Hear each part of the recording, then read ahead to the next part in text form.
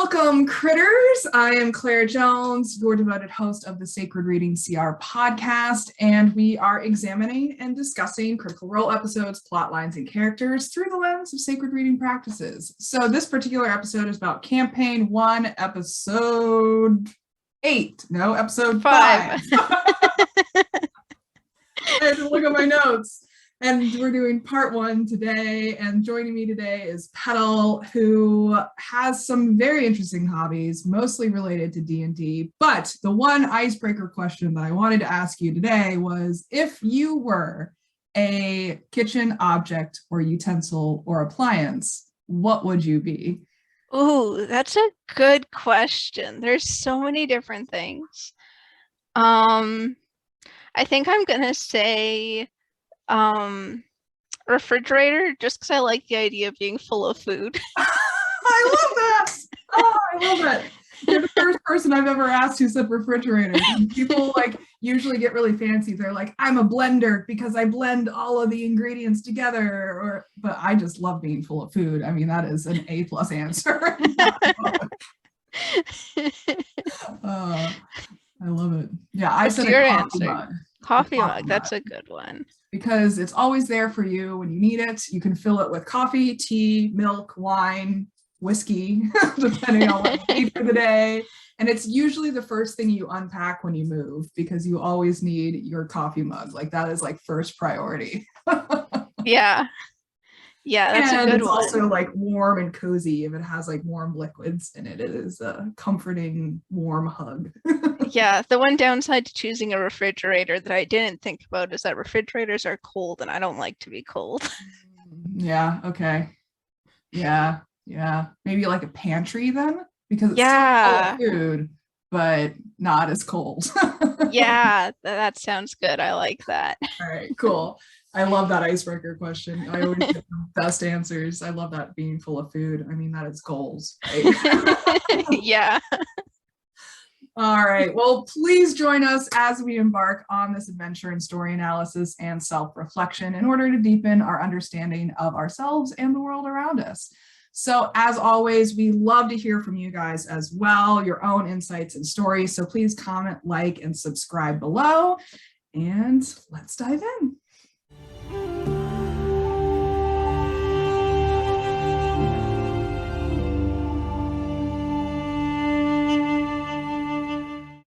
So as we open this episode, Vox Machina, they have been in the pursuit of following the trail of and finding their ally Kima. They have just infiltrated a Duergar war camp, successfully killing a hostile mind flayer who had been controlling the Duergar and sucking dwarf brains. They and their ally mind flayer Clarota, that's a lot of words in there, have captured the Duergar general and are planning to question him for information. They ask the general if he has seen a halfling woman, Kima, come through, and he confirms that he did see her. He captured her and then delivered her to the Duergar king as a prisoner.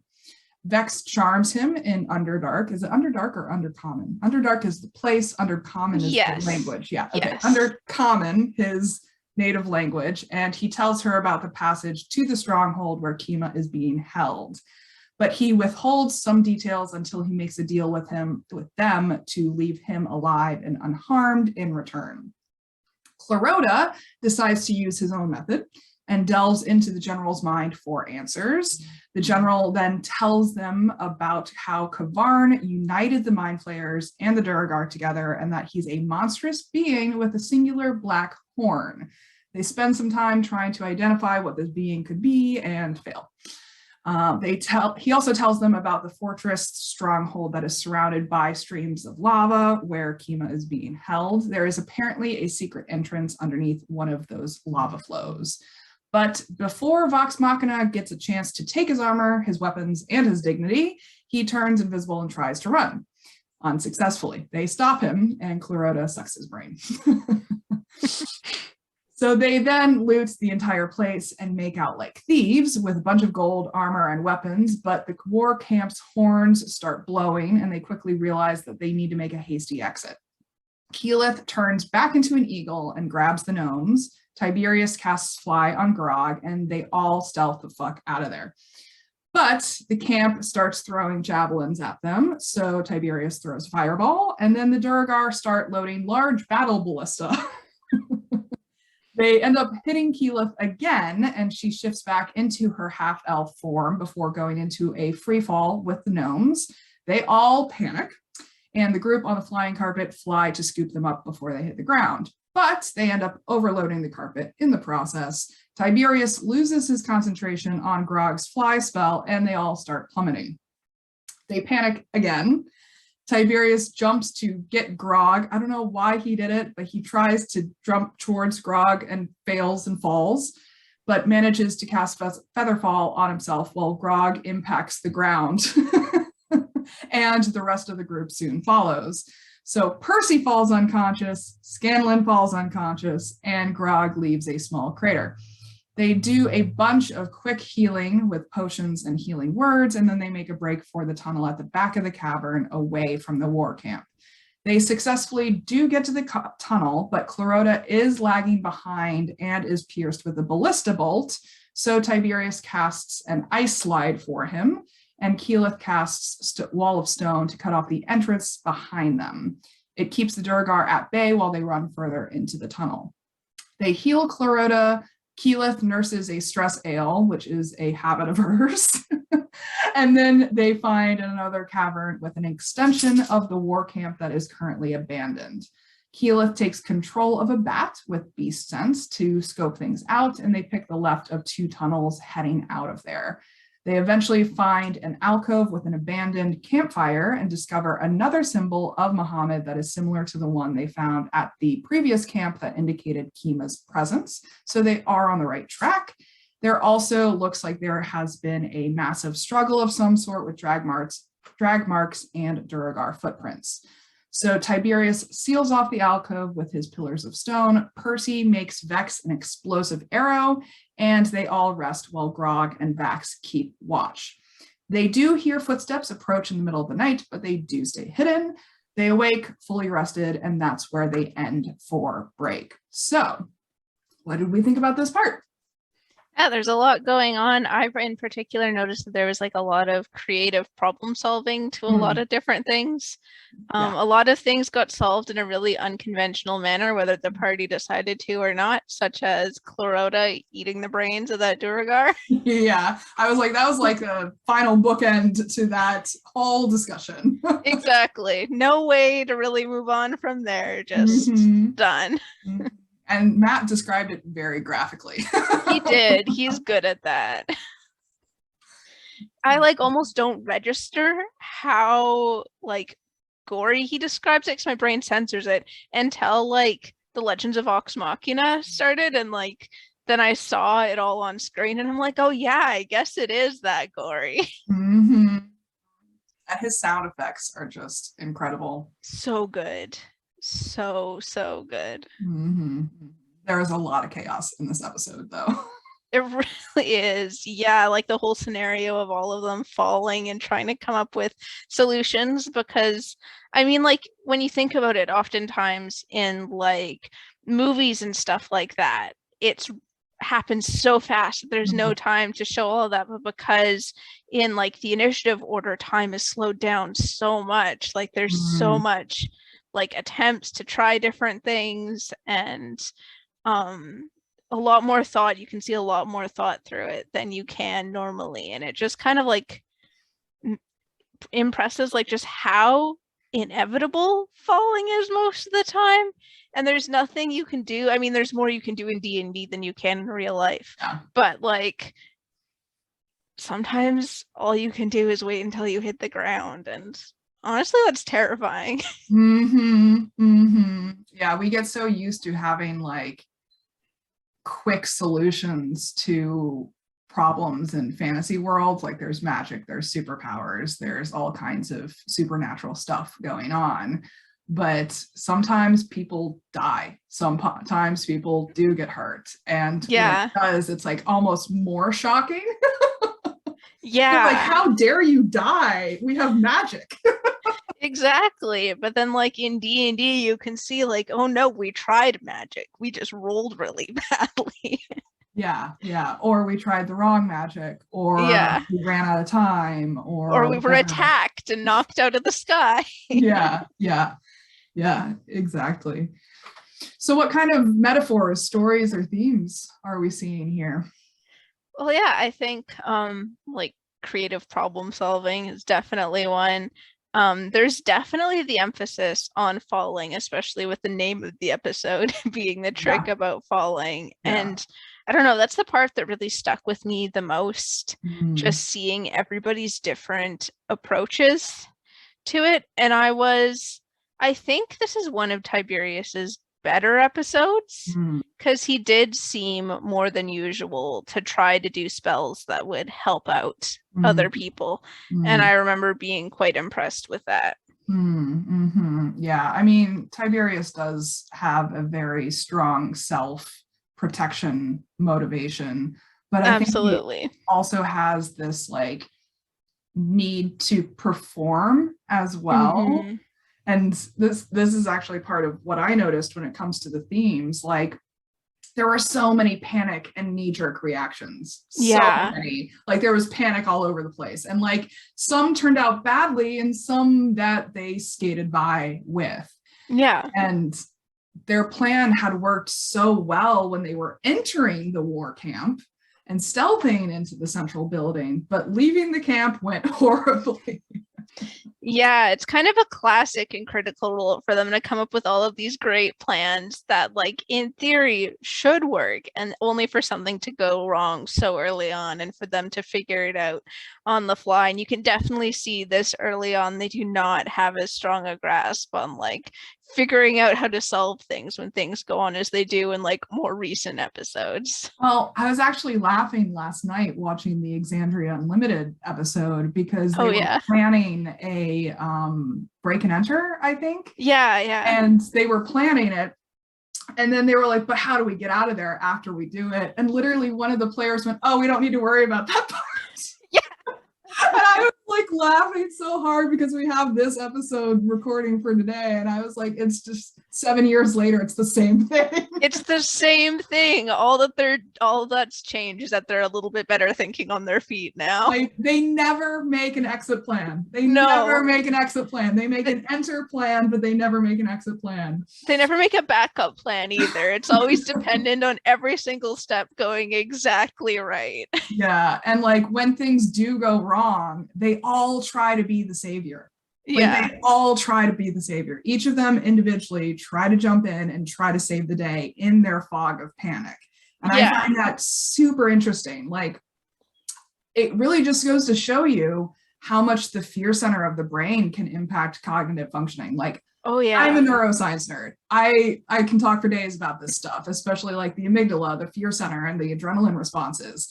But it is clearly on display in this episode, like even more so than any of the battles that they've faced so far in this campaign. They typically don't tend to panic mid-battle, but as they're escaping the war camp, there is so much panic. Yeah. Yeah, I mean it's a lot to juggle when you think about it. Like I know from my experiences playing D&D, just like when all of a sudden you get into a dangerous situation and you want to save your character, but you also like don't want to be like the asshole who only saves themselves, and Yeah. like you care about the other characters. So you're Yeah. trying to figure out a way to help yourself, help the other characters, and have like this huge party of people escape in one piece when the other party members, you have no idea how they're going to react with their own like fear responses Yeah. and what tricks they can pull from up their sleeves. And like I'm very familiar with the feeling of like frantically scanning my character sheet trying to figure out how I can like twist the descriptions of things and find ways to make creative solutions. Yeah, and I find it super interesting that their player and character responses to panic are to save everyone else. Yeah. Like even Tiberius, who is the self-protective primary motivation kind of person, he tries to save the rest of the group as they're falling before casting Featherfall on himself. Exactly. And that's, I think, why I am so impressed with him this episode in comparison to how my perception of him usually is and what we've seen of him in previous episodes, is because there was moments when he chose to do something in it to attempt to like help somebody else rather than doing something to save his own skin. And I think really if like Orion had clued into that a bit more and leaned into that a bit more than his own like self-preservation and like needing to be the hero all the time, I think it would have been a much healthier dynamic, both at the table and within the party. Totally. And like, on the other hand, Vax especially is always the one to rush to be the martyr. Like, we see that throughout the campaign, but we also see this in this particular episode because he's trying to multitask as he's trying to steer the flying carpet underneath Keyleth and the gnomes, while simultaneously also trying to get a rope out of their bag of holding to lasso them, thinking that one of those actions will be successful. Yeah. He is always the fastest to react out of the group, for better or for worse. I think that's one of the things that like makes him just like such a good rogue, because like that's the rogue's job, is to like go in and quickly figure out things and try to do a bunch of things without getting spotted or hit or whatever. And it just really shows it was a really good like class choice for Liam's character there. Yeah. And you know, for the rest of the group, Percy and Grog are always the most laissez-faire. They always sit back and do nothing. For entirely different reasons, each of them. Right. And then Pike and Keyleth are also slow to react, but they're quick to worry. So they panic response sooner than everyone else. And then Tiberius and Vax are the first to react with spells and actions. But then Scanlan and Vex typically aim to like strategize and coordinate before reacting.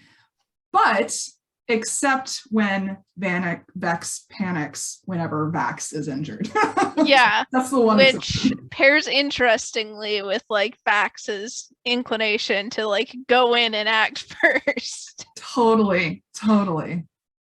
Yeah, and like these players are mixing together both character preferences as well as player reactions in situations like these. Like, sometimes it's really hard to tell whether it's a player's motivation or their character's motivation. Like, where does it end? Where does it begin? Especially when panic is taking hold. Oh yeah, definitely. And like you said with Liam, we actually get to see more nuances when we get into campaign 2 and 3, identifying whether it's Vax making this decision or Caleb making this decision versus Liam making this decision. Yeah. I think that's one of the interesting things about being able to see this party throughout multiple campaigns, is that like if you just see somebody in one D&D campaign, it's hard to tell what things are character and what things are like player and what things are both. But if you see them play more characters, you can notice the patterns and pick up on the things and realize, oh, this is from you as a person. And whereas like, oh, this is a character choice that you have made and you have decided to react this way because that's how your character reacts to things. Yeah, and like in comparison to Vax, Caleb in campaign 2 is also very self-sacrificey, like willing to sacrifice himself for the sake of the good, but it takes him a while to get to that point. Yeah, like he's not immediately the martyr of the group, but once he learns to like and love everyone, then he's like, yes, take me. He needs to build up that trust there. And then it's interesting with Orym, because Orym very much seems to be like the only brain cell of the group sometimes, as I've seen it described on Tumblr, and just like the one trying to be responsible and make sure that everybody is looked after and all that. But Orym also has self-sacrifice abilities with his what's that called, where he takes hits but everyone else has disadvantage. Oh yeah, I can't exactly remember what it is. Yeah, he has some I know what you're talking about. Feature where he can take hits for the other characters. And so you see these like martyr tendencies all throughout all three of Liam's characters. Yeah, which I think just really goes to show. I mean, one thing that I've noticed about Liam that shines through is just how much he cares about his friends. And I think that's just an expression of it, is like if he can help his friends' characters like thrive and flourish at the cost of his own, he's more than happy to do that. Yeah, and that's what I find so fascinating is like this player character interplay. Like we talked about this in earlier episodes when it comes to like Scanlan and Sam. Like they're both very charismatic, extroverted, center of the attention kind of people, but they also have real emotional depth that they hide behind that facade. Oh yeah. And you can see that really clearly in this episode with the decisions that they're making mid-panic. Yeah, definitely. So what are we reminded of, like personally, what personal experiences come to mind for us? Well, I guess it kind of gets me thinking about like my own panic response and like how, I mean, I can very much relate to with like Liam's characters of like jumping to like self-sacrifice, sometimes to the point of like not acknowledging my own needs at all. And so that is very relatable to me. And I mean, I think it's something that can be done. It's just something that needs like a good balance, because you can't just burn yourself out. And like Liam seems to have found that, or at least if he doesn't, he finds ways to explore it within his characters if he's made a choice to have it express itself in like an unhealthy manner. So it's just like really cool to see that and see that expressed in different ways. Totally. Yeah. I mean, I was thinking about my own panic reactions too. Like similar to Vax as well, I do go into direct action when panic strikes. And sometimes it is helpful and sometimes it is not. Like there was this one time when I was in college where my roommate's boyfriend set off the smoke alarm in our dorm because he was smoking weed in her bedroom.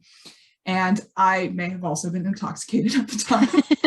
And my immediate reaction was to start washing dishes in the sink. I have no idea why that was what my brain went to, but like my panicked, intoxicated brain was like, we need to be helpful, so we're going to wash some dishes. That's so funny. It's strange the way that things like kick in when panic sets in. Yeah. Because you don't really have the time or the energy to like think things through. You just act. And so you really get to see like what lies underneath a lot of people when you see the panic. Yeah, and it was just so funny because like I realized what I was doing mid-wash. Like I probably got like 2 bowls in and I was like, oh, okay, this is stupid. So then I switched to burning toast on the stove so that we could pretend that it was the toast that got the fire alarm, not oh my the goodness. The moral of the story being college kids make stupid decisions. Absolutely. Absolutely.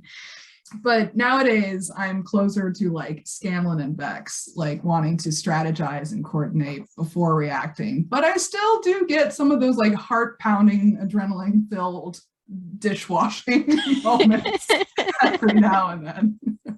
Incredible.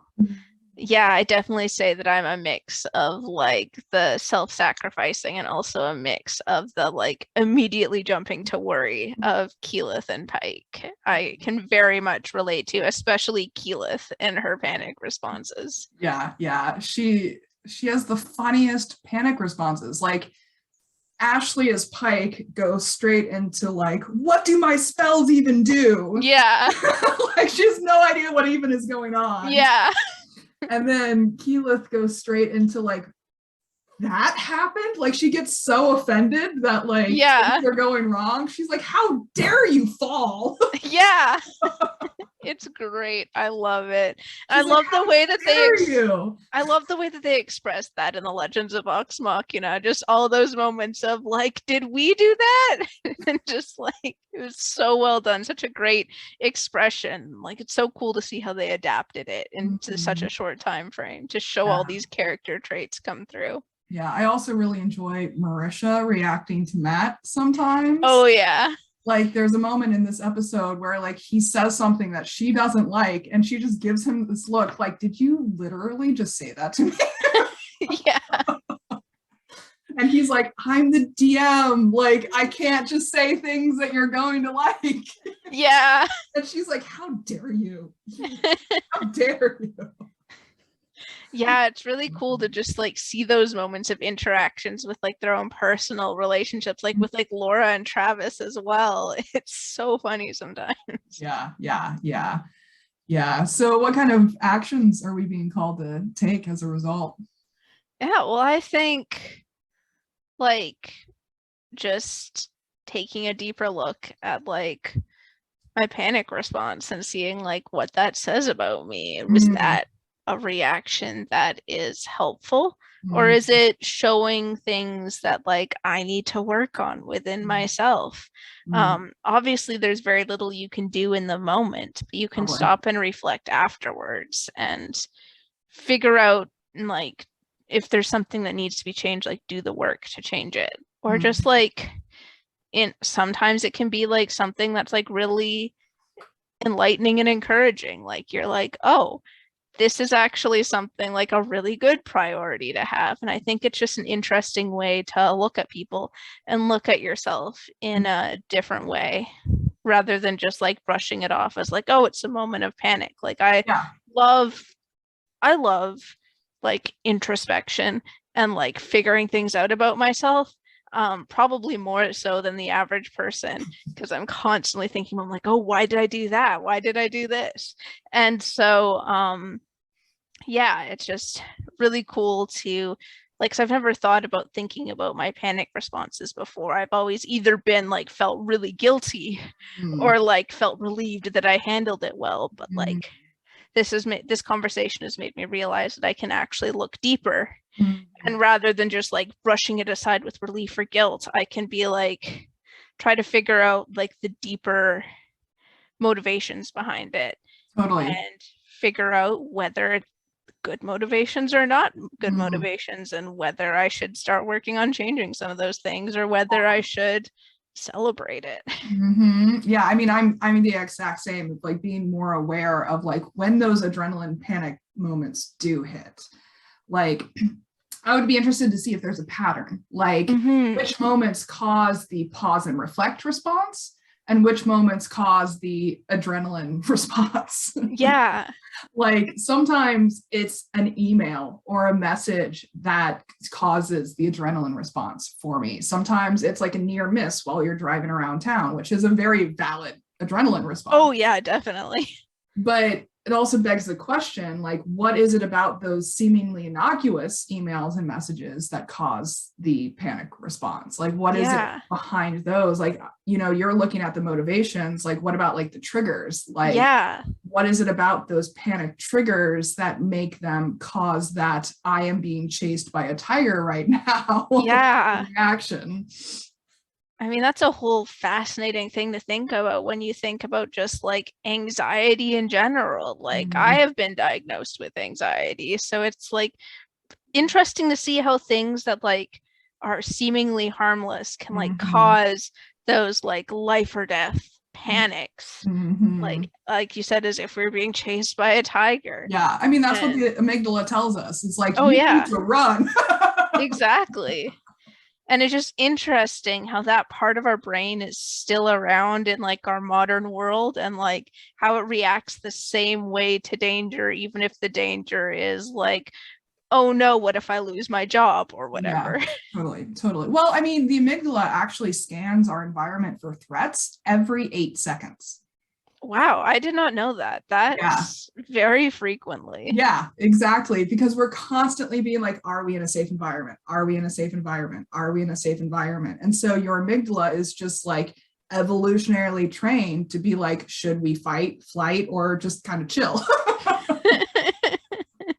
And that's where anxiety comes into play. And that's where like the cortisol response and the adrenaline response come into play. And it's just fascinating to see like what those triggers are. Like, why did this email make me feel like I'm being chased by a tiger? Yeah, really is fascinating. Human brains are fascinating in the way that they function. I Mhm. think if I was not getting my degree in child and youth care, I probably would be getting my degree in psychology. Yeah, yeah. I keep thinking about like the more I learn about neuroscience, I'm like, man, why didn't I get a degree in psychology? But whatever. Yeah, so I'll just be keeping an eye on that for the foreseeable future. That's really what I'm Yeah, doing, is like same seeing what I can here. glean out of that. Me and my therapist are going to have some discussions. Yeah. All right. Well, is there anything you want to add before we wrap up for today? I can't think of anything. I think we've covered a lot of good stuff this time. Yeah, I mean, this is practically therapy by itself. Yeah. I mean, yeah, I mean, I find Critical Role to be incredibly therapeutic at a lot of times. I've had less of those moments with Campaign 1 than I have when I was watching Campaign 2, but I'm like still finding those moments here and there, especially as we're digging in deeper and I'm actually able to pay attention more to what's actually going on, because the first time through I was just disoriented by jumping in halfway through a campaign and all of these things. Yeah, I mean, that's exactly why I created this podcast, because I'm not the only critter out there who has watched these campaigns over and over and over again, which is saying something, because there's a lot of material. So much material, yeah. And yet there's a huge portion of us who continue to come back to it time and time and time and time again. Yeah. Like there has to be something there that we're being drawn to return to time and time again. Yeah, well, that's why I offered myself as a guest, because I love having these in-depth conversations and like exploring like what is it that like grasps my attention above this like so clearly, like why am I so connected to these characters and all of these things. Yeah. And per usual, these are powerful themes that we're talking about, and this is why it's such an enduring pillar of nerddom. Yeah. And like stretching even further now that they have the animated series. Yeah, I know. I mean, sky's the limit, right? Yeah, it makes me wonder where Critical Role is going to go in the future, because they've had some big steps within like the past few years. I'm excited to see where they go from here. Yeah, I mean, D&D just in itself is becoming more and more common in like the everyday vernacular. Like, yeah, when I tell people that I have a D&D podcast, like 99% of the people that I talk to at least know what D&D is. Yeah. But I met someone today who didn't even know what D&D was. And she's like, is that a board game? And I was like, well, it's like a board game if all the pieces had feelings. Yeah. The one reference point she did have was Stranger Things. It was like, is that what they play in Stranger Things? And I was like, yes. I was like, good reference. Yeah, I think it's things like Stranger Things that are just, and other things that are just vaulting it more to the general public consciousness, which is The Big Bang Theory also had a D&D episode in it as well. I've never seen Big Bang Theory, so I've heard things about it. It's not highly recommended, but it is a popular show. All right. Well, as we wrap up here, audience, I definitely encourage you to share your own thoughts and feelings and insights and stories with us as well. We'd love to know how Critical Role has impacted you in your own lives, and it has obviously impacted a lot of us. So special thanks to Petall here for joining me on this episode. It's been an absolute pleasure. They'll be coming back for part 2 of this episode next time, and we'll be discussing part 2, and I'm excited to dive into it with them. So as always, I'm looking for more I don't know where that came from. Co-hosts and guests. Doesn't even have a P in it. No. I don't know. Oh, my brain's dying. So if you're interested in coming on this podcast as well, sharing your perspectives, please reach out to me via email or on Tumblr at Sacred Reading CR, and I'll send you the sign-up form. And in the meantime, please comment, like, and subscribe. Follow us on Tumblr at Sacred Reading CR. And until next time, may all beings be peaceful, may all beings be free, and always, always, always remember to love each other. Take care, guys. Bye.